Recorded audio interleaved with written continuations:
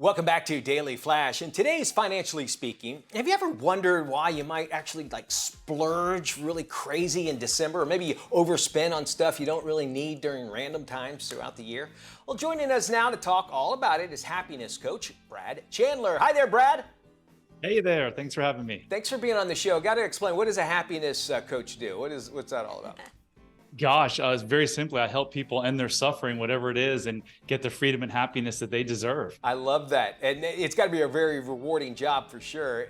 This is a big deal. Money, it seems like, is the root of a lot of problems in America, a lot of problems in marriage, and just a lot of problems in people in life. You either have too much, well, actually, I've never met anybody who had too much money, or not enough. And you say that a person's childhood actually could affect their spending habits later on in life. You got to explain that to me.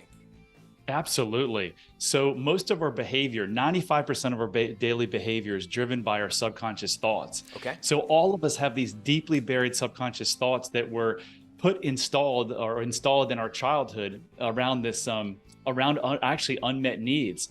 Most of those beliefs are around not being enough to some degree. So what does buying more stuff make you feel? It makes you feel enough temporarily. So whether it's buying too much, or in my case, I made 5 business decisions trying to prove my worth that cost me $9 million.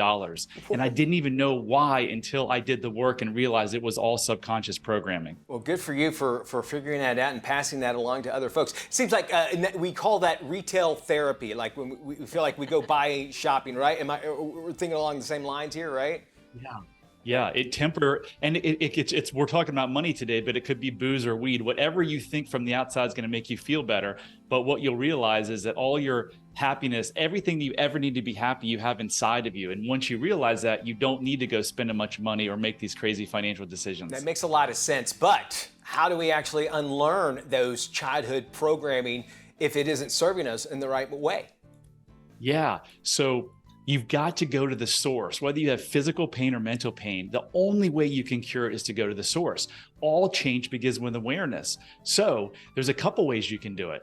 The ways that I use are meditation and hypnosis, because through those two things, you can access your subconscious mind, which knows the source of all of your problems and is the thing that's driving all of this problem. So you just go back, you figure out what are these limiting beliefs around these childhood issues, and then using neuroplasticity, which is a fancy way to recode your brain, you actually have the ability to grow new neural pathways in your brain. You tell yourself a different story. So most of us live with the I'm not enough to some degree. So you just tell yourself I am enough, and then everything changes. Finances, health, your relationships.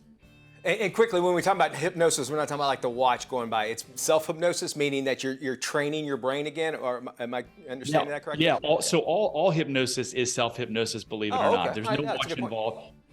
So all I do with my clients is get them into a deeply relaxed meditative state, so they block out all the noise, and we can figure out what is really causing the issue that you want to solve and fix. All right, how about parents? How do they actually influence our spending habits?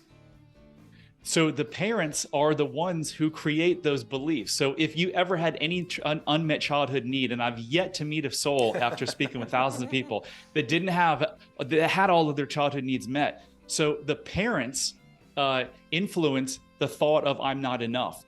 Also, in terms of my parents, my dad showed his money through love, but my mother had a scarcity mindset around money. So I have been affected on both sides of that my entire life. It makes complete sense what you're saying. I'm sure there's so much more. Now, if you want to find out more about how your childhood can affect your adult financial decisions, you can check out this interview, of course, on our website. We'll have links there as well at dailyflashshow.com. Thank you, Brad.